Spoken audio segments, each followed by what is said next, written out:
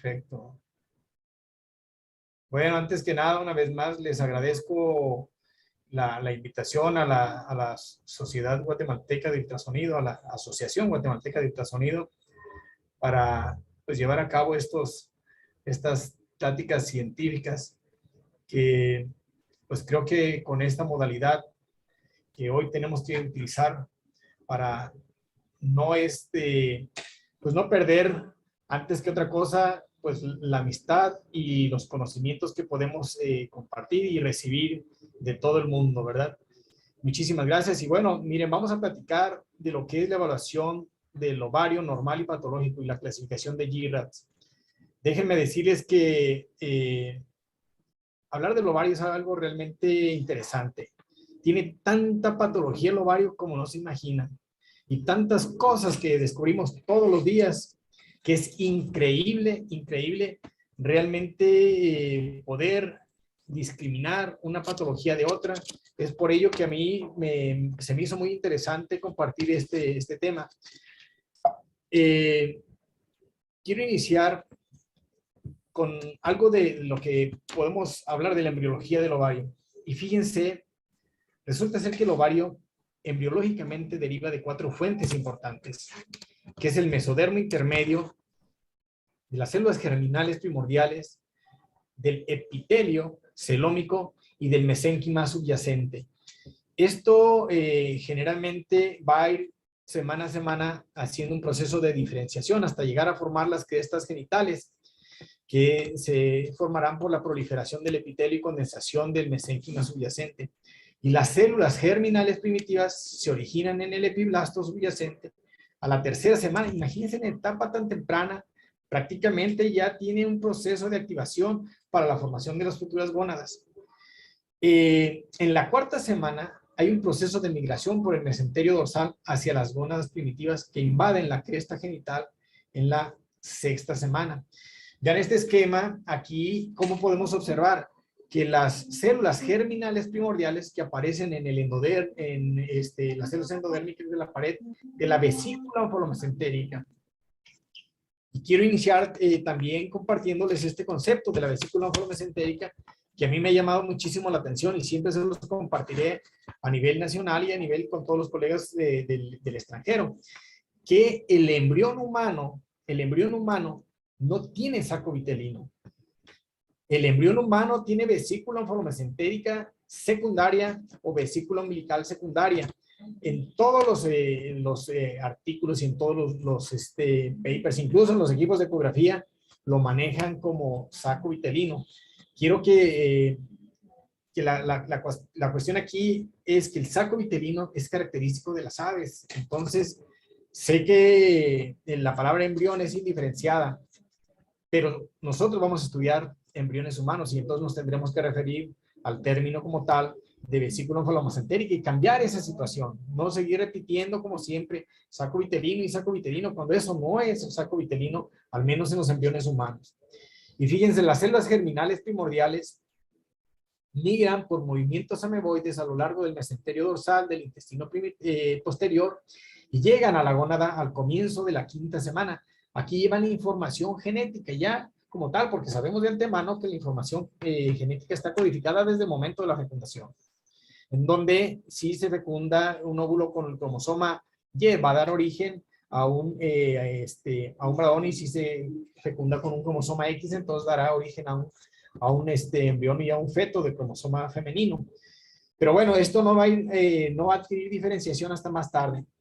Sin embargo, sabemos que estas células que se encuentran aquí en la vesícula onfolomesentérica van a ir acercándose mediante movimientos ameboides hasta la cresta gonadal para posteriormente estimular. Y ya una vez que invaden las células germinales a la cresta gonadal, tiene una influencia sobre el desarrollo de la gónada, que puede ser el testículo del ovario. Aquí les comento, ya lleva la información codificada para determinar dicho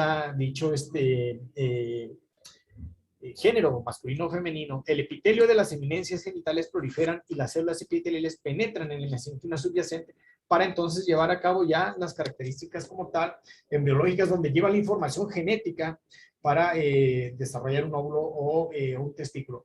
Y anatómicamente, no voy a entrar mucho en detalle para no entretenernos tanto en esta charla, que es realmente interesante porque la patología ovárica es muy florida y además es realmente muy extensa. Fíjense que anatómicamente los ovarios deben de ser dos. Deben de ser dos, aunque a veces nada más existe uno. Y tenemos que tener ese pensamiento y esa idea de que en algún momento hay mujeres que tienen agenesia ovárica. Y bueno, esto, si nosotros cuando estamos haciendo una ecografía no pensamos en eso, porque nos cuesta trabajo observar un ovario, y bueno, la realidad es que puede no estar. Se encuentran situados a cada lado de la fosita ovárica, específicamente en la foseta de Waldeyer, en el ángulo formado por la bifurcación de la arteria ilíaca primitiva.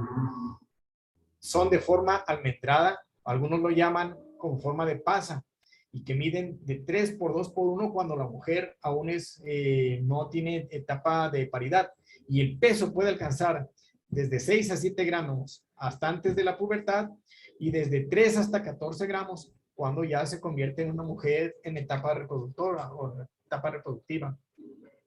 Esta imagen se las comparto porque anatómicamente así es como debemos de observar los ovarios.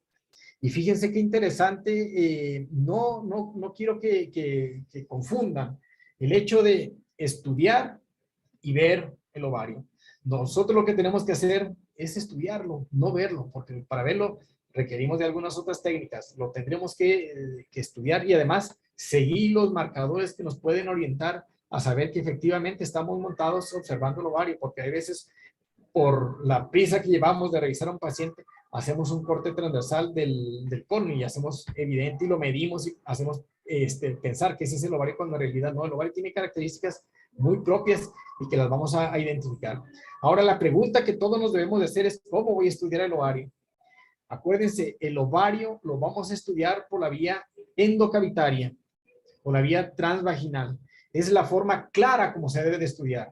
Si ustedes quieren ver el ovario, háganlo por la vía suprapúbica. Pero lo correcto es estudiarlo, no verlo.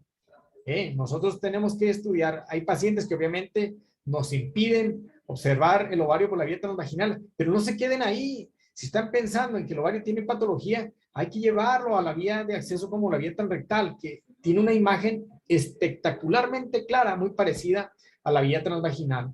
Entonces, no es ninguna limitante para acercarnos a ver el ovario de lo más próximo posible para poder llegar a alcanzar todo el diagnóstico posible. Y fíjense, cuando técnicamente quieren ustedes estudiar el ovario, siempre procuren acercarlo lo más posible, que el ovario les quede ocupando una tercera parte del total de la pantalla donde estén ustedes presentando esta glándula.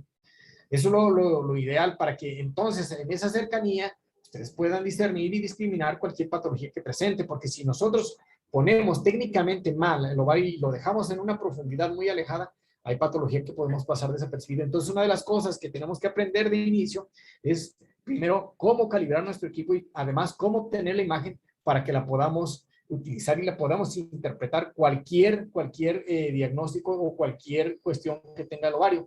Y les comento, lo ideal por ecografía que nosotros tenemos que hacer es estudiar el ovario, no verlo. Lo tendremos que estudiar de una forma clara y teniendo, como les digo, todos los detalles. ¿Y para qué nos va a servir la ecografía? ¿Para qué queremos hacer una ecografía del ovario? Primeramente, tendremos que descartar la presencia o ausencia de una lesión, el origen y las características. Esta cuestión que yo les estoy compartiendo es para que ustedes sigan esa metodología y tengan la seguridad que van a llegar al diagnóstico de cualquier patología del ovario, por pequeña que ésta sea.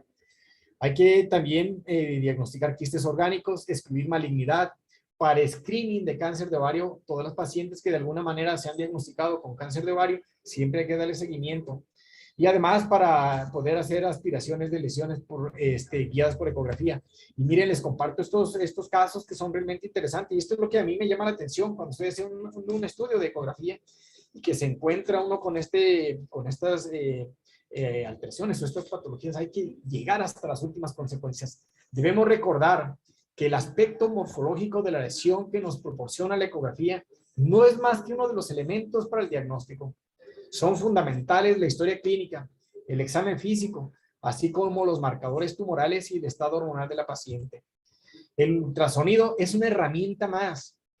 Nosotros, para poder colocar el ultrasonido encima de la paciente o sobre la paciente, tendremos que tener una orientación clínica y tenemos que tener una orientación ultrasonográfica o un diagnóstico presuncial o presuntivo, porque no podemos estar haciendo un ultrasonido para ver qué encontramos.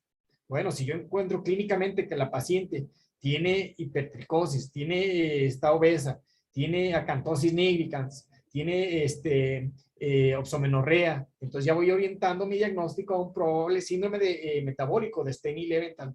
Ya cuando yo hago el ultrasonido solamente lo debo confirmar. Y fíjense cómo acá nos encontramos con una serie de patologías a las cuales les comento, ya debemos irnos planteando desde un inicio. Ahora ya que tenemos el paciente que estamos haciéndole el ultrasonido y nos encontramos con una lesión, tendremos que caracterizar y hacer una semiología detallada. ¿Cómo le vamos a hacer una semiología? Buscándole entonces el tamaño y el volumen. Eso es típico y es característico para todas las patologías que ustedes encuentren. Siempre hay que medirles cuánto está, qué volumen tiene, la localización y el origen. No es lo mismo encontrar una lesión en el ovario que una lesión parovárica. Los bordes, pues eso nos van a orientar a saber si es una lesión probablemente benigna, probablemente maligna. La consistencia interna, si tiene cápsulas, si tiene tabiques o excrescencias papilares, lesiones asociadas, y además, hoy en día, con el advenimiento de la flujometría Doppler, pues creo que nos ayuda muchísimo a saber o acercarnos a pensar si es una lesión que tiene flujo de aspecto benigno o flujo de aspecto maligno. Todas las herramientas que tiene el equipo de ecografía hay que utilizarlas para que nos podamos armar de una manera clara y saber exactamente qué está pasando. Miren este caso que les estoy mostrando acá, donde vemos cómo están los contornos. Primero, de dónde está la lesión. Sabemos que está perfectamente bien conocida, que viene del ovario.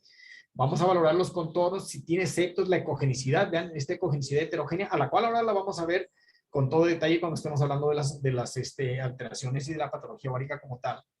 Este es otro caso que también miren cómo los contornos son totalmente respetados. En su interior observamos esta imagen típica en panal de abejas que tiene doble ecogenicidad. Aquí observamos una ecogenicidad y acá observamos otra. Y les comento, vean, esta es otra imagen también que es totalmente distinta. Vemos en la cavidad endometrial lesiones que aparentemente pareciera acompañar una enfermedad trofoblástica gestacional o degeneración hidrópica de vellosidades coriales y que se encuentra presente esta lesión en el ovario. Bueno, ya estamos acercándonos a pensar qué es lo que está sucediendo. Vean la ecogenicidad de esta otra lesión que acompaña a un embarazo. Bueno, también debemos de estar listos para poder orientar nuestro diagnóstico. Y fíjense, uno de los grandes problemas y de los grandes retos es que siempre los médicos que enseñamos de ecografía tendremos que darles ciertas armas a los médicos que están en formación para pues que en algún momento no cometan barbaridades, como nos ha tocado observar, que de repente diagnostican un quiste del cuerpo lúteo o un luteoma y que la paciente tiene de alguna manera cierta sintomatología que no es grave, y bueno, terminan operándola. Y lo que terminan operando, aparte del cuerpo lúteo, es quitar el embarazo como tal de forma inmediata. Eso hay que tener muchísimo cuidado y poderlo compartir. Y les decía, si el equipo tiene alguna herramienta que nos permite hacer imágenes claras y además con el fin siempre de tender a lo científico, valorar qué es lo que está pasando dentro de esta lesión, si tiene septaciones, si los bordes son nítidos o tiene irregularidades, como en este caso como lo estamos observando. Y miren acá, bueno, si utilizamos el Doppler de color, que les digo, los equipos generalmente hoy en día prácticamente todos lo tienen, hay que hacer uso de él y saber las características mediante Doppler. Hay ocasiones que incluso ni siquiera tenemos que utilizar la flujometría para poder aventurarnos a decir que se trata de vasos de deformación o no. Muy bien, en la ecografía del ovario le daremos un rastreo al ovario normal, al ovario patológico, tocando los tumores benignos y los tumores malignos. Vemos el ovario normal, bueno, aquí independientemente con una gran cantidad de folículos, sin embargo, en base a su morfología, parece estar encajonado dentro de un ovario normal. En la infancia, en la adolescencia, la mujer en época reproductiva y en la menopausia, porque el ovario tiene un comportamiento distinto.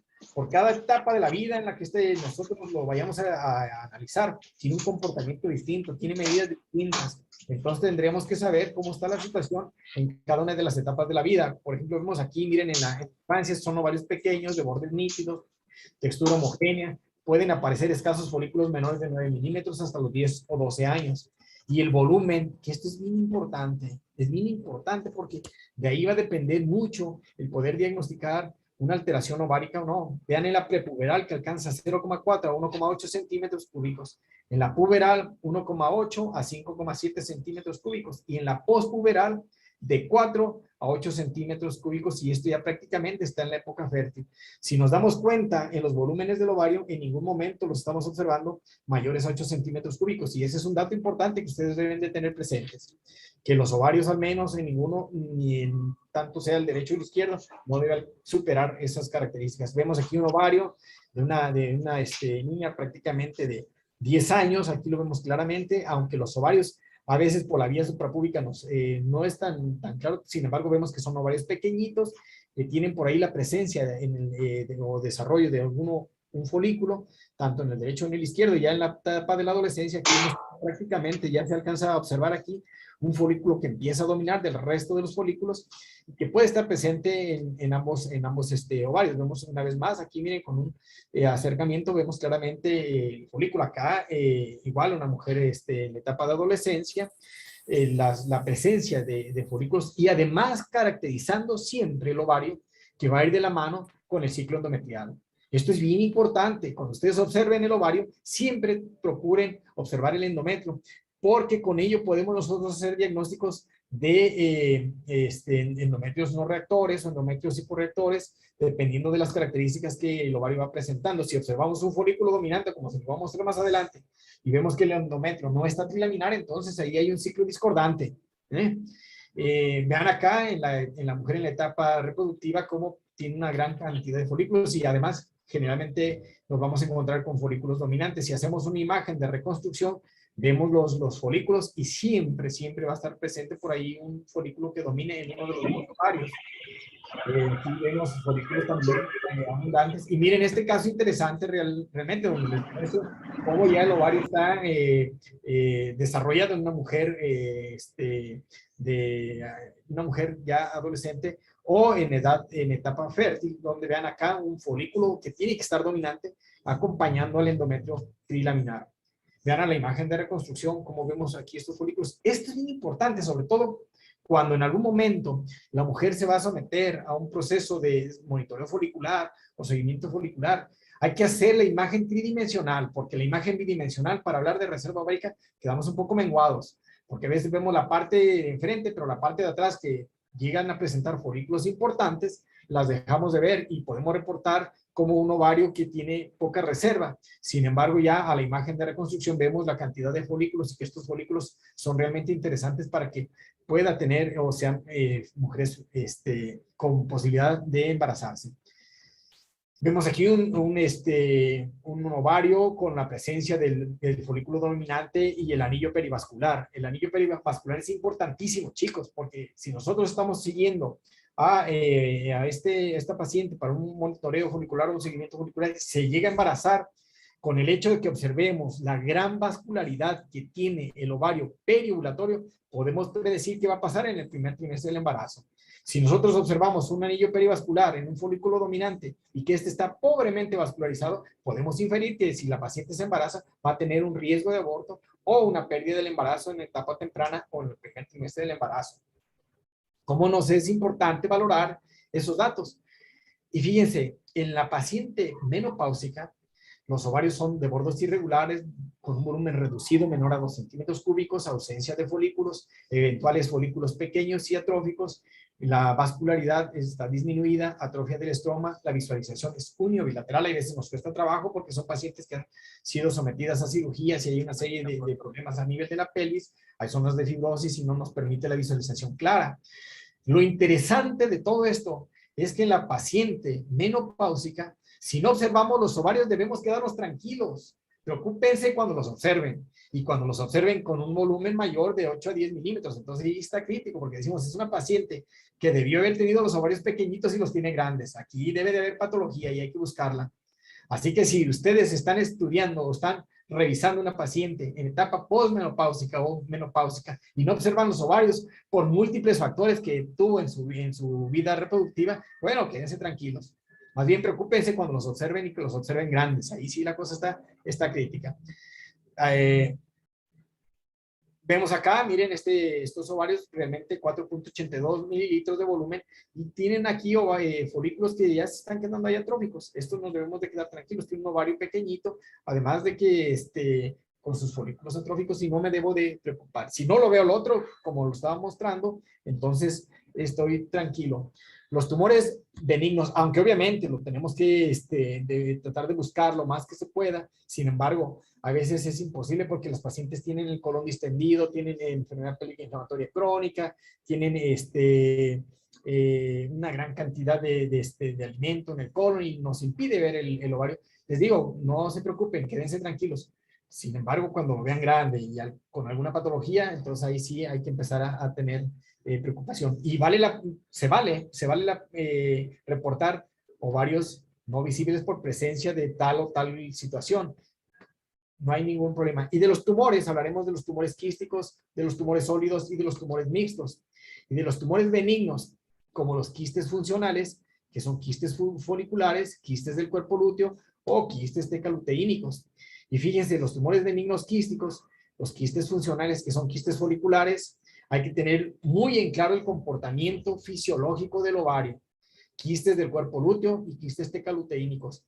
Yo normalmente, al menos les comparto a mis alumnos o los residentes que cuando hablamos de los ovarios, sobre todo en el famoso ovario poliquístico, yo les digo, todos los ovarios son quísticos, todos los ovarios tienen quistes, los folículos son quistes. Entonces, a veces la paciente, cuando nosotros utilizamos la palabra de quiste, automáticamente refiere que algo está mal en sus ovarios. Y yo se los comparo, por ejemplo, cuando les digan a ustedes, oigan, tiene ovarios poliquísticos y sus ovarios están en condiciones normales, bueno, tienen quistes fisiológicos. Aquí le gusta tener un quiste a nadie, en ninguna parte del cuerpo, ¿verdad? Por eso es bien importante manejar esa terminología y además encajonar y explicarle a la paciente qué es lo que está pasando. Y los quistes funcionales que constantemente se confunden por el médico ultrasonografista que no ha tomado en consideración la evaluación dinámica del ovario con respecto a su ciclo.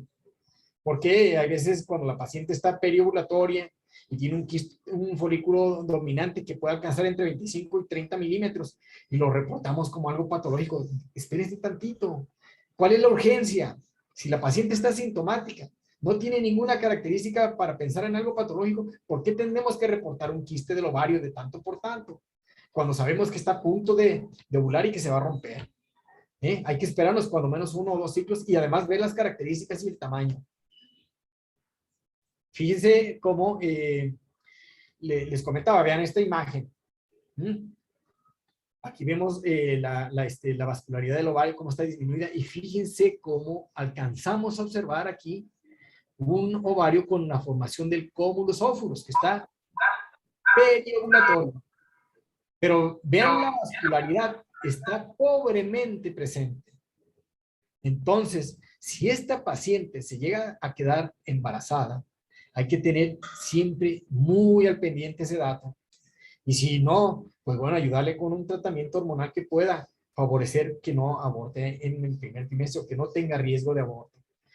Si utilizamos, como les decía, el comportamiento y además valorar el estado hormonal de la paciente, vean aquí, independientemente de que vemos las características que parecen imágenes hipocogénicas en ambos ovarios, bueno, hay que dimensionar y si este alcanza una medida menor a 30 milímetros, hay que estar tranquilos. Seguramente se quedó ya del ciclo anterior, es un folículo luteinizado no roto. Y vean acá la imagen de reconstrucción. Incluso les comento, podemos observar hasta el cómulus ófulos o la presencia del ovario periovulatorio. Vean, esto es otra imagen de unos quistes foliculares. Que no todas las imágenes hipocogénicas en el ovario que ustedes observen de tamaño considerable, no todas son patológicas. Hay que darles una connotación fisiológica, ver el comportamiento del paciente y el estado hormonal, en qué momento lo estamos observando. Como en estos casos, vean también cómo yo lo mido y digo, oye, tranquila, espérenme, déjenme revisar, porque si no terminan en esto, si yo le pongo imagen compatible con un quiste de ovario derecho, de tanto por tanto por tanto, llega a manos del clínico y el clínico que tiene hormiguitas por operar y por quitar, va a quitar un quiste totalmente fisiológico y va a hacer una cirugía blanca. Hay que tener muchísimo cuidado en ese sentido y no dar las herramientas ni la pauta, porque bueno, finalmente si nosotros ponemos quiste de ovario de tal o tal lado, bueno, la paciente se va reflejando en su cabeza con que tiene algo malo y llega con su médico tratante y le dice, oiga, el doctor me dijo que tengo un quiste, yo no lo quiero tener, haga lo que quiera, pero yo no quiero tener ese quiste. Y bueno, el médico ansioso por quitarlo, pues quita ese ovario y ya le quita la posibilidad de reproducción, o al menos la deja castrada de un lado sin ninguna necesidad. Y fíjense, los quistes funcionales hemorrágicos generalmente tienen dolor pélvico agudo, ecográficamente depende de la cantidad y tiempo de sangrado. Pues sí. Las paredes son lisas y presenta reforzamiento sónico. Puede simular un embarazo ectópico, el cual tenemos que estudiarlo. Aquí vemos este caso, miren una paciente que llega con dolor al estudio de ultrasonido, lo revisamos y estamos observando todas las características de un quiste hemorrágico. Los contornos regulares, imagen en panal de abejas, típica, que no nos debe de confundir y nos debe de preocupar. Le pongo el Doppler de color para descartar que estos sean septos patológicos y ninguna estructura demuestra vascularidad de tipo patológico. Si le hago una imagen de reconstrucción tridimensional, demuestra también perfectamente bien que es un ovario que ha tenido, un folículo, luteinizado o un folículo dominante que de alguna manera hizo hemorragia y entonces presentó esas características. Este es otro caso, el que les mostraba al inicio. La paciente llegó con dolor. Ella estaba buscando un embarazo y de repente llegó al estudio de ultrasonido porque tenía un dolor agudo en la región pélvica. Le dije, tienes aparentemente un quiste hemorrágico. Hay que esperar un poquito, darle tratamiento analgésicos y entonces ya posteriormente saber hacia dónde evoluciona ese ovario, porque también, bueno, puede tener un ovario hemorrágico o un quiste hemorrágico y estar torcido. Eso ya sería una cosa realmente crítica y digo, bueno, hay casos y hay que pensar en ellos, ¿verdad? Ahí dan, utilizando la imagen de reconstrucción tridimensional, como vemos las características que aparentemente no tiene ningún dato para pensar que sea algo malo. Les digo, hay que actuar con prudencia. Este es otro caso también, donde vemos aquí el quiste, miren las características, totalmente redondito, de cogencidad interna mixta y con presencia de dolor. Descartar, como les comentaba, con un probable embarazo ectópico que esté roto o que simple y sencillamente se encuentre en la región del ovario o en las trompas y que esté a punto de tronarse. Vemos una de las características que yo les aconsejo y les digo siempre para saber que esto es el ovario. Bueno, sabemos que los vasos ilíacos sirven como marcadores vasculares para saber que efectivamente estamos a nivel del ovario. Vean una imagen de reconstrucción tridimensional donde está esta lesión, la observamos sin ningún dato para pensar en algo maligno y también debemos de ser prudentes al momento de darle el tratamiento o sugerirle el tratamiento.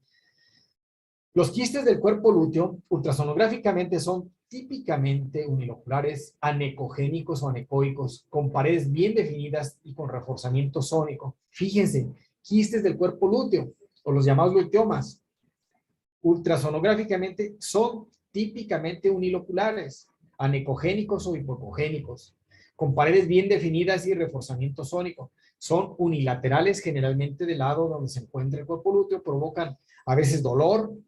Las pacientes se quejan de mucho dolor y sobre todo cuando las pacientes tienen mucha actividad en el día, que pasan muchas horas de pie o pasan horas caminando, el movimiento de esa lesión es irritativo y se quejan de dolor. Son muy propensos a la hemorragia o a la rotura. Vemos aquí, miren, y cómo les digo que esto se trata de un quiste del cuerpo lúteo. Bueno, acompaña un embarazo en estadio temprano. Y este quiste del cuerpo lúteo, lo primero que debemos decir es, debe estar tranquila. A veces yo intencionadamente, les digo, no se lo pongo en el reporte, sin embargo le hablo al colega y le digo, oiga, la paciente tiene un quiste del cuerpo lúteo, debemos de estar tranquilos. No se debe de angustiar porque si la paciente sabe que tiene un quiste y le muestra esa imagen con el acercamiento que le ponemos, que así debe de ser, lo ve extremadamente grande, eso le genera angustia y dice, oiga, doctor, algo está pasando, y empiezan a generar ciertas, a somatizar, a tener más dolor cuando a lo mejor ya ni lo tienen. Vemos acá este otro caso, como les comento, de un quiste del cuerpo lúteo. Y los quistes tecaluteínicos son los quistes funcionales de mayor tamaño. Se asocian con niveles altos de gonadotropina coriónica, se presentan con frecuencia en mujeres con enfermedad trofoblástica gestacional o en síndrome de hiperestimulación ovárica. Son bilaterales, multiloculares, grandes, pueden sufrir torsión, rotura y hemorragia. Y fíjense acá estos casos, vean. ¿Y por qué me aventuro a pensar en un quiste tecaluteínico? Porque, bueno, voy a la cavidad endometrial y acá observo una paciente que tiene gonadotropina coriónica elevada. No me hace pensar en un embarazo de características normales. Pienso en una enfermedad trofoblástica asociada al embarazo o degeneración hidrópica de vellosidades coriales, y en uno de los ovarios observo esta imagen. Este es un quiste tecaluteínico. Debemos de también ser prudentes. Después de que recibe tratamiento para el vaciamiento de la enfermedad trofoblástica asociada al embarazo, el quiste tecaluteínico remite de manera espontánea sin ningún tratamiento y tampoco requiere de cirugía. Ok, muy bien. Y entonces seguimos adelante. Vean acá, quistes tecaluteínicos por estimulación ovárica.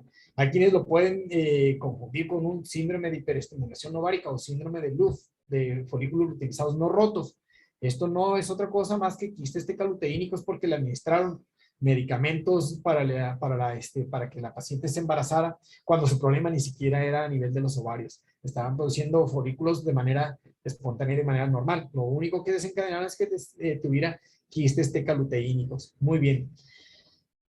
Y entrando a la clasificación histológica de los tumores del ovario, fíjense cómo vamos a tener tumores epiteliales, que pueden ser serosos, mucinosos, tumor endometrioide, tumor de células claras, tumor de formas mixtas, tumor de células germinales, los disgerminomas, tumores del seno endodérmico, teratoma inmaduro, carcinoma embrionario, carcinoma o coriocarcinoma y tumores de formas mixtas. Y de los tumores del estroma gonadal, son tumores de los cordones sexuales, los gonadoblastomas y los metastásicos. Esta clasificación fue publicada por la Organización Mundial de la Salud en el 2013 y parece que hasta la actualidad yo traté de buscar una nueva clasificación y sigue en boga. Entonces vamos a seguir trabajando sobre ello. Y vean, de los tumores benignos sólidos o mixtos, tenemos entonces cistodenomas que pueden ser serosos, mucinosos, endometriomas, tumor dermoide y teratomas. Y vamos a demostrarlo. Los tumores epiteliales que son los cistodenomas serosos, son los más frecuentes. El 30% de todas las neoplasias del ovario obedece a cistodenomas serosos. Son benignos, se presentan entre los 40 y los 50 años.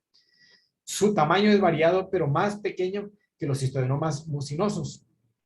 Vean esta imagen, una paciente de 35 años que llega a un ultrasonido y observamos una imagen realmente que sin necesidad de poner las medidas, yo les puedo decir que esta imagen alcanza prácticamente 80 milímetros con toda tranquilidad.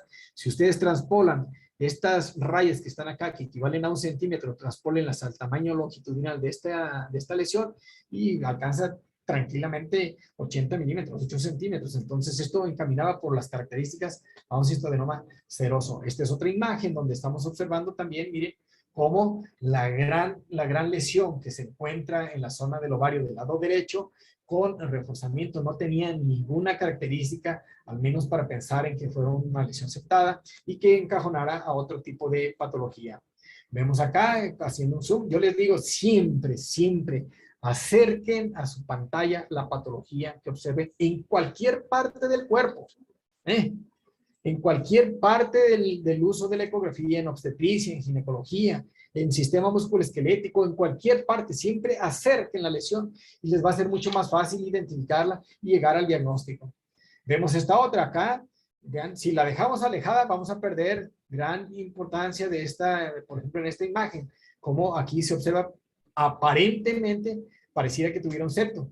Sin embargo, era un quiste el cual estaba separado de una lesión de contenido líquido. Vemos esta otra imagen que obedecía aparentemente a un cistodenoma de tipo seroso.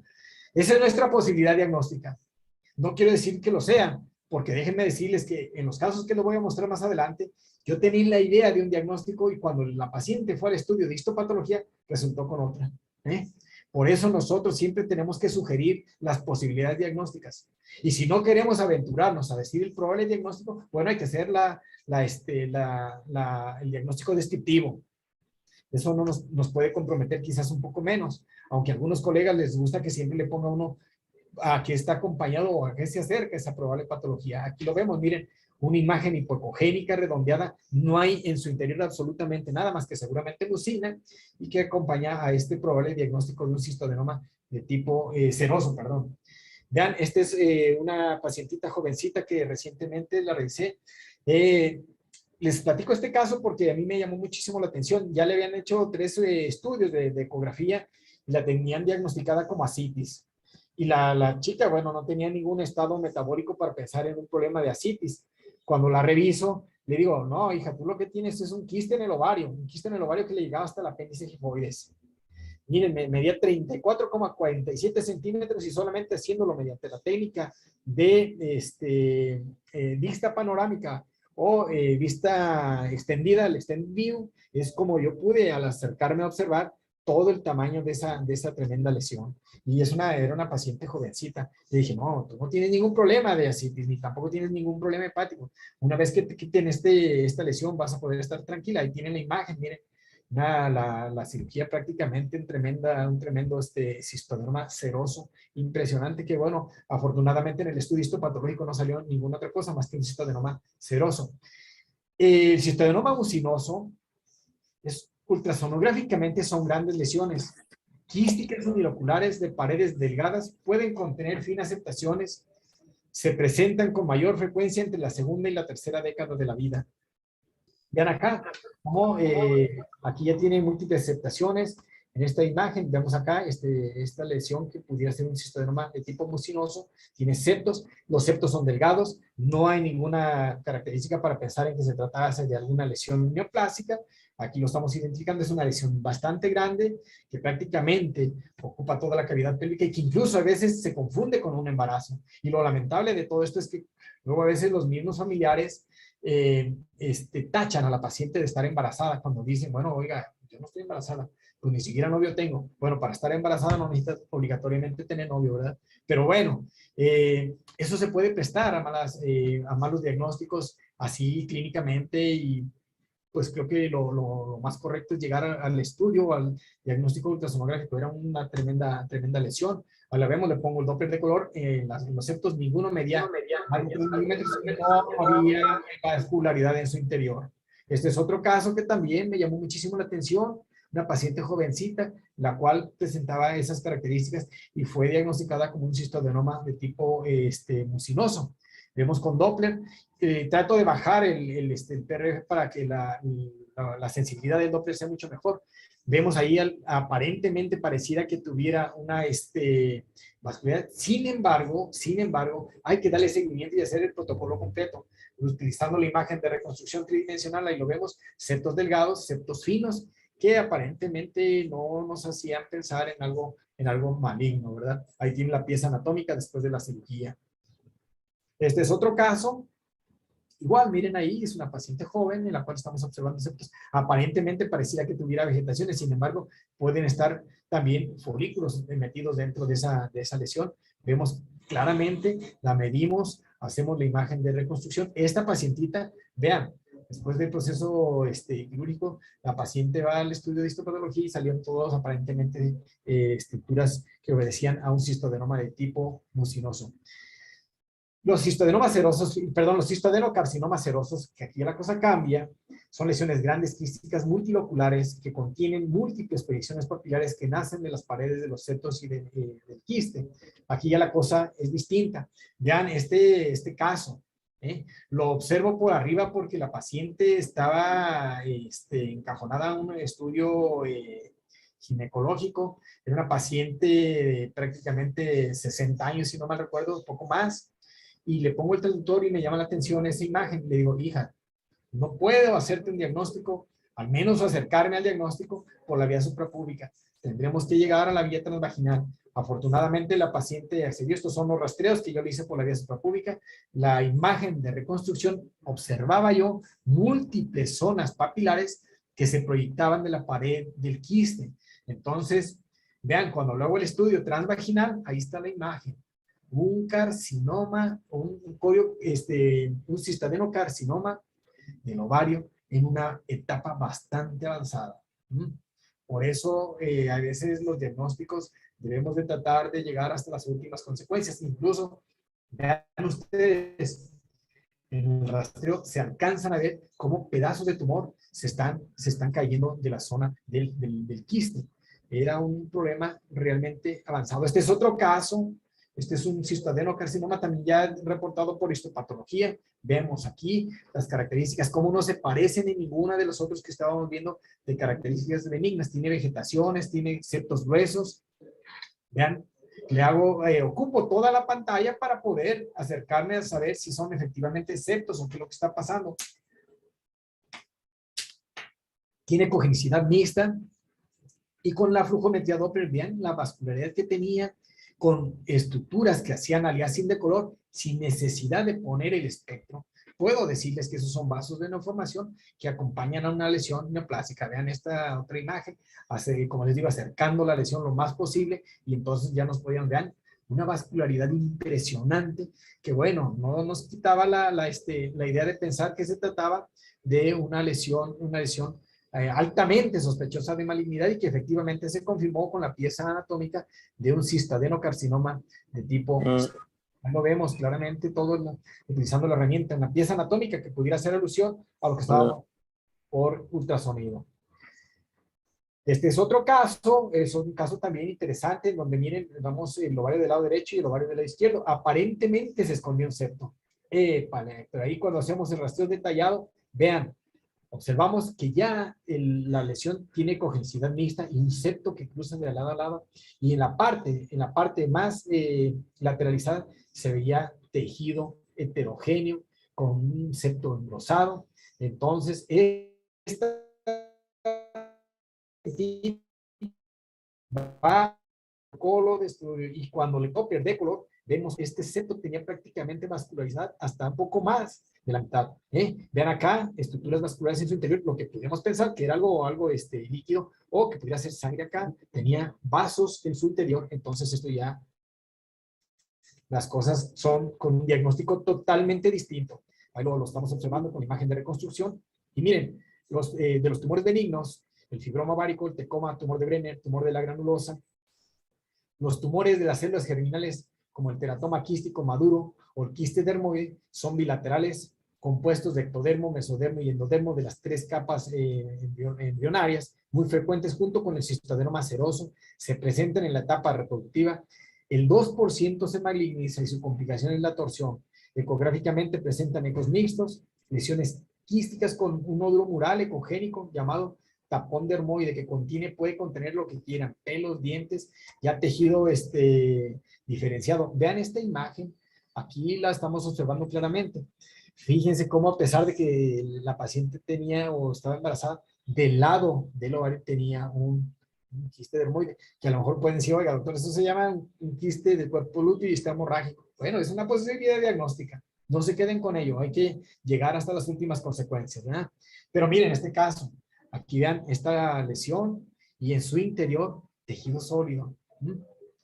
Y tejido sólido. Lejos de diagnosticar un cáncer en una paciente relativamente joven. Bueno, creo que desencajonaba perfectamente bien en un quiste dermoide. Aquí tenemos otro que les comento. A veces cuando observamos ya tejido totalmente diferenciado, se pueden observar ahí calcificaciones, dientes, cabellos, etcétera, etcétera. No hay ningún problema.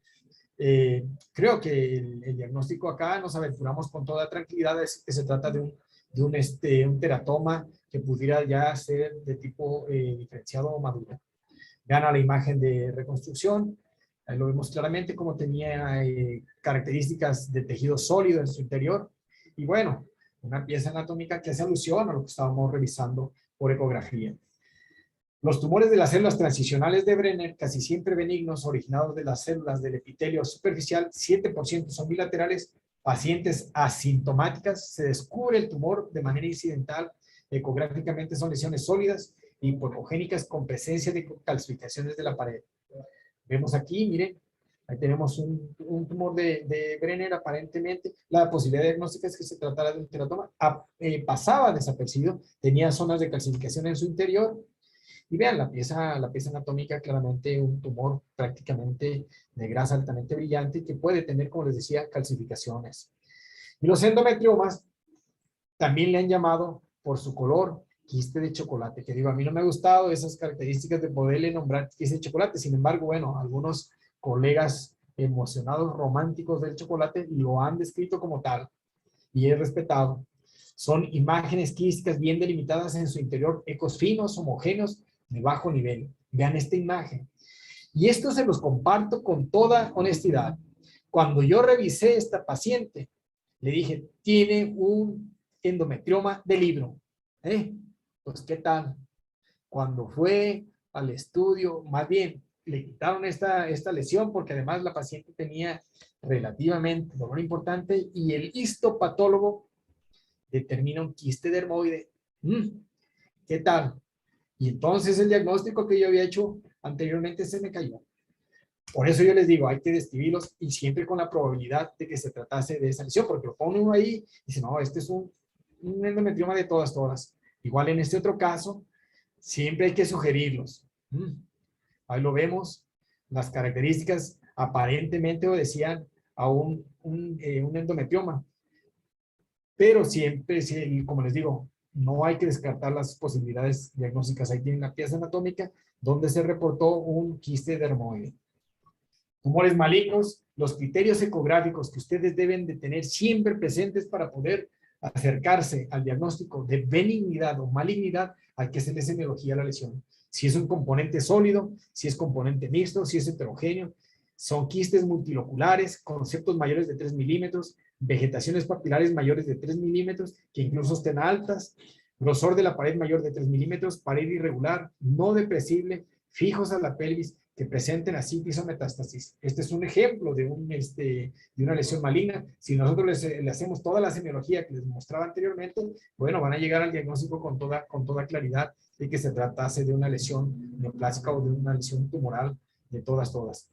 Y fíjense, los tumores de las células germinales, los llamados disgerminomas, son tumores malignos, constituyen el 1 al 2% de las neoplasias del ovario primarias, compuesto por células germinales indiferenciadas y son idénticos morfológicamente al seminoma. Son tumores altamente radiosensibles, se presentan con mayor frecuencia en mujeres entre los 30 años, es bilateral en el 15% de los casos y a veces llegar al diagnóstico no es fácil. Por ultrasonido son lesiones sólidas, predominantemente ecogénicas, lobuladas, pueden presentar zonas hipoecogénicas por hemorragia o necrosis. El disgerminoma y el cistadenoma seroso son las neoplasias más frecuentes observadas en el embarazo. Aquí tenemos un caso, miren, que pues de entrada, aparentemente las características que tenía obedecían a un disgerminoma. Afortunadamente se hizo el diagnóstico de manera oportuna, la paciente fue a tratamiento y le fue extremadamente bien. Ahí tienen la pieza anatómica. Y los tumores de la vesícula onfalomesentérica, que les decía anteriormente, les llamaban tumores del saco vitelino. Hoy lo he tratado de cambiar. Tumor raro de crecimiento rápido con pronóstico pobre, casi siempre se presenta en mujeres menores de 20 años. Es unilateral. Bioquímicamente, las pacientes presentan elevada concentración de alfa-fetoproteína. Ultrasonográficamente es muy parecido al disgerminoma. Los tumores estromales y de los cordones sexuales, entonces tenemos fibromas, tecomas, tumores de células de la granulosa, tumores de las células de Sertoli o de Leydig. Alguien está rayando la pantalla. Hay que tener cuidado. No sé quién se le está saliendo por ahí el lápiz, está rayando la pantalla. Para que si la puede, si no, déjeme ver, yo acá lo puedo, ok, ya lo borró. Muchísimas gracias, le agradezco. Los tumores, les decía, en los tumores del ovario son extremadamente floridos. Son muy grandes estas clasificaciones. Siempre hay cosas importantes que debemos de tomar como tip para saber encajonarlo en uno u otro diagnóstico. Los tumores estromales y de los cordones sexuales, como el fibroma, se originan del estroma ovárico, son generalmente benignos, contienen abundante tejido fibroso, son unilaterales y se presentan en mujeres menopáusicas y posmenopáusicas. Asintomáticos, no producen hormonas, son de gran tamaño, ultrasonográficamente lesiones hipoecogénicas con marcada atenuación, se puede ver asociado con el síndrome de Nails. Y vemos aquí, miren, esto es un probable disgenoma. Los tumores estromales y de los cordones sexuales como intercoma, les decía, comprenden el 1% de todas las neoplasias ováricas, contienen anatomopatológicamente abundantes células tecales, se presentan con mayor frecuencia en mujeres posmenopáusicas, son unilaterales y por lo general benignos, presentan signos clínicos de producción de estrógenos. Los tumores de las células de la granulosa, tumor con potencial maligno bajo, se presentan con mayor frecuencia en mujeres posmenopáusicas, son tumores estrogénicamente activos, más frecuentes se asocian a carcinoma endometrial por la producción de estrógeno, o de estrógenos, perdón. Ultrasonográficamente son tumores desde muy pequeños hasta muy grandes. Tumores pequeños es una lesión sólida de congenicidad similar a la de un mioma, tumor grande de congenicidad mixta, multiloculada, parecido a un cistoadenoma. Ahí tenemos un ejemplo. Otro caso donde vean incluso, vean que es una lesión sólida con zonas hipoecogénicas que podría obedecer a necrosis de la misma lesión, tiene vascularidad en su interior y los vasos que tiene pueden tener un índice de resistencia por debajo de 0,50. Muy bien. Y los androblastomas, tumor raro, se presenta en mujeres menores de 30 años, generalmente es unilateral, poco maligno, en el 10 al 20% de todos los androblastomas se malignizan. Clínicamente aparecen signos y síntomas de masculinización que ecográficamente son similares a los tumores de las células de la granulosa. Y uno los puede confundir por los síntomas y los signos que tiene la paciente de masculinización con un síndrome metabólico de Stein y Leventhal. Bueno, y la clasificación de GIRADS, que esto es algo realmente interesante y es a lo que nosotros tenemos que ocuparnos después de hacer nuestro estudio de ultrasonido. Fíjense, la clasificación de GIRADS es una de las prácticas de bajo costo más utilizadas y validada para el diagnóstico de lesiones anexiales, es el ultrasonido transvaginal, que quede muy claro, subráyenlo, no pueden hacer diagnóstico y clasificación de GIRADS si el ultrasonido no lo elaboran por la vía transvaginal. Esta clasificación está encaminada solamente a lesiones del ovario y que sean estudiados por la vía endocavitaria. Además, que permite una visualización óptima de las estructuras pélvicas. La patología ovárica es muy frecuente y a pesar de que existen múltiples clasificaciones descriptivas de las patologías anexiales, ninguna establece conducta ante cada hallazgo y no admite un lenguaje único. Eso es lo que realmente nosotros hacemos por ecografía. El objetivo de la siguiente presentación es conocer e identificar los hallazgos ecográficos de lesiones anexiales mediante ultrasonido transvaginal, y los sigo marcando, debe ser por vía transvaginal y caracterizarlas según la clasificación de GIRAD. Si el estudio no lo hacen por la vía transvaginal, no le pongan la clasificación de GIRAD porque lo están haciendo mal. Esta metodología, en esta metodología la experiencia del operador juega un papel fundamental. En primer lugar, se caracteriza subjetivamente la imagen anexial, tratando de llegar a un diagnóstico etiológico. Una vez planteado, se clasifica según el léxico de GIRADS. Si las imágenes no permiten un diagnóstico etiológico, se buscan marcadores de riesgo para malignidad. Los marcadores de riesgo que ya se los compartía, sin embargo, vemos acá excrescencias sólidas de la pared de más de 3 milímetros que sean vascularizadas, áreas áreas sólidas no grasa, vascularización interna, bajos índices de impedancia, el más bajo que se obtenga utilizando el Doppler con flujometría de IR por debajo de 0,50 como valor de corte, volumen sobre los 500 centímetros cúbicos y con presencia de ascites. Vean esta imagen. Aquí, si nosotros le hacemos la semiología, tiene cuando menos 3 marcadores para pensar en riesgo de malignidad. Está aceptada. Septos de más de 3 milímetros y el volumen de más de 500 centímetros cúbicos. Lo mismo esta imagen que se los voy a seguir compartiendo. Y esta imagen hay que darle seguimiento. A pesar de que la veíamos que aparentemente parecía un cistoadenoma mucinoso, hay que seguirla. Vean, esto igual es una característica de malignidad. Tiene flujometría Doppler, el septo está vascularizado, tiene cogenicidad mixta, etcétera, etcétera. Y miren aquí estas zonas de vegetación, que no las debemos de confundir con zonas de algún coágulo o con grasa. las categorías de la clasificación de GIRADS están encaminadas a lo siguiente. GIRAD 0, no concluyente o patología extraginecológica. Y no concluyente porque a lo mejor uno pudiera pensar, oiga, doctor, pero ¿cómo no va a concluir un estudio ginecológico por la vía endovaginal? Pues déjenme de compartirles, chicos, que no siempre se concluye. Porque a veces la paciente es tan florida o tan llena de vida, para no decirles tan gordita, que no nos permite llegar al diagnóstico de los ovarios. A veces los transductores no tienen la suficiente calidad o la suficiente profundidad para llegar hasta el ovario de los pacientes obesas. Y ese le ponemos una categoría de GIRAD 0. El GIRAD 1, ambos ovarios se observan normales. El GIRAD 2 es un ovario que tiene una patología benigna funcional. El GIRAD 3, el ovario tiene una patología que está encaminada a que sea una benigna estructural, riesgo de malignidad menos del 2%. El GIRAD 4 es sospechoso de malignidad. El GIRAD 5 tiene alta probabilidad de malignidad. Yo les digo, y se los comparto, yo le puedo poner GIRAD 6 y tengo los fundamentos para hacerlo. Cuando la paciente se ha hecho biopsia de la lesión del ovario y llega con su diagnóstico en la mano de carcinoma de ovario o una adenocarcinoma o cistadenoma, le pongo en clasificación de GIRAD 6. Ya está demostrado el diagnóstico, está hecho. Muy bien. Vemos acá, miren, ovarios normales, clasificación GIRAD 1. Acá lo estamos identificando, también totalmente normales, clasificación GIRAD 1 sin mayor problema. El GIRAD 2, les decía, es un benigno funcional. Alta probabilidad de benignidad, imágenes clasificables como de etiología funcional, ejemplo, quistes foliculares, quistes del cuerpo lúteo, síndrome de ovario poliquístico, síndrome metabólico de Steiny-Leventhal, quistes tecaluteínicos, todos estos caen en clasificación de GIRAD 2, ahí lo tienen. GIRAD 2, tenemos aquí, vean estos quistes funcionales que encajonarían perfectamente bien en una clasificación de GIRAD 2, aquí lo vemos claramente.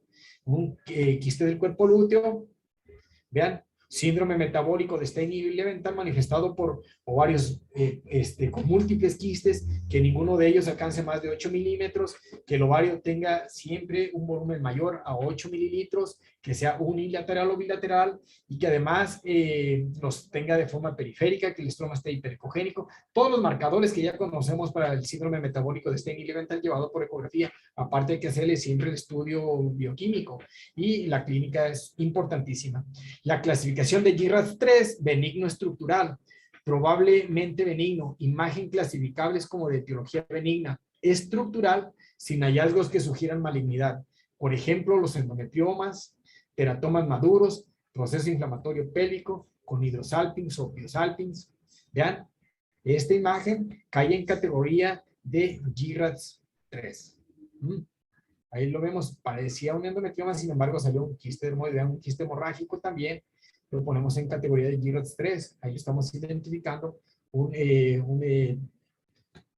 teratoma. A veces los teratomas tampoco esperemos encontrar tremendas lesiones. Vean aquí esta imagen ecogénica, que puede ser una zona de calcificación o a lo mejor algún diente o alguna cosa que ya haya degenerado ese dermoide, entonces ya lo clasificamos como tal. Ahí lo tenemos también. Vean, está un disgerminoma, teratoma, una vez más, franco, que cae y cumple con los criterios. Esta otra imagen, a pesar de que les comento, estamos observando claramente las características ultrasonográficas, que son las que nosotros vamos a encajonar en cada uno de ellos. El GIRAD 4, baja probabilidad de anaplasia. El GIRAD 4 es sospechoso de malignidad, baja probabilidad de anaplasia, menor del 10%. Imagen anexial no incluida en las anteriores, no precisada, que reunía 1 o 2 hallazgos sugerentes de anaplasia.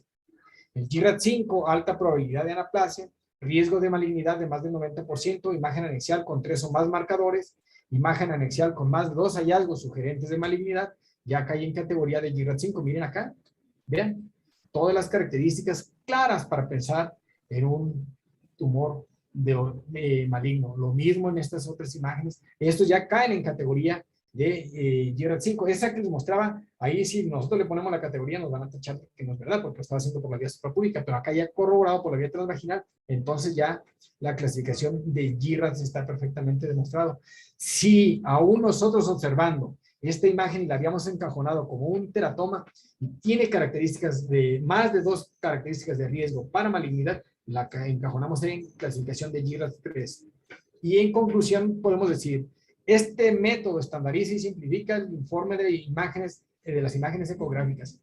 Permite establecer criterios de conducta ante imágenes anexiales de manera objetiva, clara y reproducible.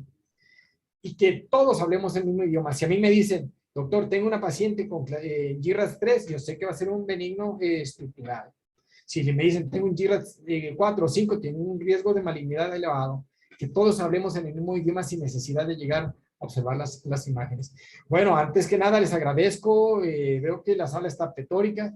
Sinceramente, muy agradecido con la participación. No me queda más que compartirles este pensamiento para cerrar mi charla y decir que el hombre no es más sabio por lo que sabe, sino por lo que hace con lo que sabe. Muchísimas gracias.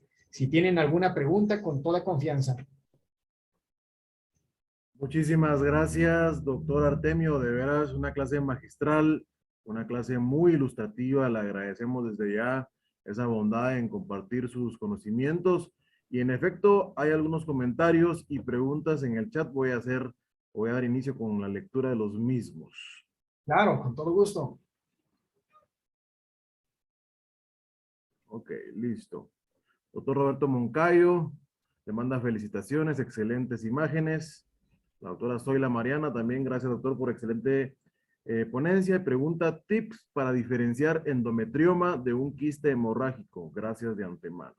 Bueno, las características como tal, vamos a ver que en un quiste hemorrágico tiene la forma de panal de abejas cuando es en estadio agudo o subagudo. Imagen típica en panal de abejas. Y el endometrioma generalmente es una imagen como si fuera en vidrio despulido. Eso es lo que nos puede ayudar de primera intención. Que sabemos de antemano, y eso les comento, los diagnósticos ultrasonográficos a veces en el ovario nos comprometen, pero la posibilidad ahí está, ver que si la imagen tiene como si fuera un panal de abejas, eso es un probable quiste hemorrágico. Si la imagen está toda como vidrio despulido, homogénea, eso puede ser un endometrioma. Perfecto, muchas gracias. Gracias a todos los que están enviando felicitaciones. Sinceramente, un abrazo al doctor Moncayo que estuvo presente en la charla, le agradezco. Cómo no aprenderle tantas cosas a él, que acaba recién de presentar su atlas de patología ginecológica. Un atlas que digo, creo que un hombre espectacular en toda la extensión de la palabra. Mi más sincera felicitación y un abrazo. Le agradezco que haya estado en mi charla. John Ramírez, excelente expositor de imágenes. Mario Ordóñez, muchas gracias. Claudia Arce, qué bien explicado, excelente. Felicidades, doctor. Muchas gracias. Muchas gracias. Gracias a todos. Les agradezco muchísimo. Aplausos, felicitaciones, excelente ponencia. Saludos. Desde Perú también le mandan saludos. Muchísimas gracias. Agradezco su tiempo que hayan estado conmigo y que, bueno, sinceramente, a la hermandad de toda Latinoamérica, muchísimas gracias. Vi la sala pletórica, eso es encantador. Ok, Hamble Barrios, ¿esta clasificación ya está estandarizado para poder aplicarse? Sí, ya está, ya hay una serie de trabajos publicados. No es algo novedoso, ya esta clasificación de GIRADS, incluso yo les digo, aquel que haga un estudio ginecológico por vía transvaginal y no le ponga la clasificación de GIRADS está obsoleto. Todos deben llevar clasificación de GIRADS. Sencillamente espectacular, me gustó esto. Muchas gracias. Sí va a estar en nuestro canal de YouTube la charla. Le agradezco también al doctor Artemio por la autorización a compartir este video. En la página de Asogu, en el canal de Asogu de YouTube, así, Asogu en YouTube, y van a aparecer todas las charlas que hemos tenido a lo largo de estos últimos meses. Luis Álvarez, ventajas y diferencias de GIRADS con respecto a IOTA. Gracias. Yo creo que la clasificación de GIRADS nos puede encaminar a poder encajonar una lesión benigna de una maligna. Sin embargo, no están separadas una de otra. Luis Chan, ¿cómo podemos colocar en el informe cuando no vemos los ovarios en una paciente postmenopáusica? Bueno, si no los ven, debe quedarse tranquilo. Quiere decir que entonces los ovarios están normales. Y con toda la honestidad, ovarios no valorables por 1000 causas. Porque tampoco podemos pasar las horas buscando un ovario que tiene 2 centímetros cúbicos y que se puede confundir con una adherencia. deben quedarse tranquilos. Si los ovarios no los ven, deben quedarse tranquilos. Después de haberlos buscado y no los observan, quédense tranquilos. Malo es cuando los vean grandes, heterogéneo, ahí sí la cosa está crítica. Muy bien. Lo deben de agradecimientos de toda Latinoamérica. El doctor Armando Zamora, le mando un abrazo. Doctor Zamora, un abrazo. Muchísimas gracias por haber estado en mi charla. Sinceramente, grandes amigos, y esperemos de verdad que esta pandemia ya nos deje en paz y nos podamos saludar y darnos un abrazo fraternal con todos los grandes amigos de Latinoamérica. Sinceramente, ahora sí, como dicen, ya nos extrañamos. Ok, un caso. Mujer, 40 años, con probable cáncer de ovario que dice ser núbil. ¿Le confirmó con tomografía? ¿Le confirmo con tomografía o le sugiero estudio transvaginal? No, ahí hay que hacer el estudio transrectal. Antes de la vía transvaginal, sabemos que es una paciente núbil, hay que hacerlo por vía transrectal. Tenemos esa vía y es espectacularmente clara para poder abordar al ovario. Yo he revisado pacientes desde muy pequeñitas por la vía transrectal porque sospechan de que tengan patología ovárica, y voy a la vía transrectal y descarto cualquier cosa. Incluso les voy a compartir un caso de una niña de 11 años que ya la tenían programada para cirugía por una lesión en el ovario. La manda el colega que en ese entonces estaba cursando conmigo ecografía. Me dijo: oiga, doctor, ¿sabe qué? Pues me gustaría que le dieran una revisada. Y cuando escuchó que la plática se podía revisar el ovario por vía transrectal, lo pidió así por vía transrectal, la revisé y la niña tenía un ovario totalmente normal. Estaban confundiendo con el colon, una lesión del ovario. Imagínense nada más. Entonces, obviamente la tomografía les va a ayudar para hacer el protocolo de estudio, pero tienen otra vía de abordaje, que es la vía transrectal. Preguntan si también la vía transrectal puede ser utilizada para GIRATS. Es una... Sí, claro que sí, sí sirve para hacerlo para la clasificación de GIRATS. Es una vía endocavitaria. Muy bien. Me gustaría conocer su experiencia en lesiones sólidas ecogénicas en un adolescente de 12 años con obesidad infantil, dolor ocasional, trastorno del ciclo. En 3 seguimientos no creció a más de 14-15 milímetros. Puede ser un tumor de Brenner. ¿Cómo? Tumor de Brenner, puede ser un tumor de Brenner. Y no tenían Doppler. No, puede ser un tumor de Brenner, ahí hay que vigilarlo. O que tenga un teratoma también puede obedecer. Pues saludos, doctor, desde Guatemala, México, República Dominicana, desde Bolivia. Listo. Perfecto.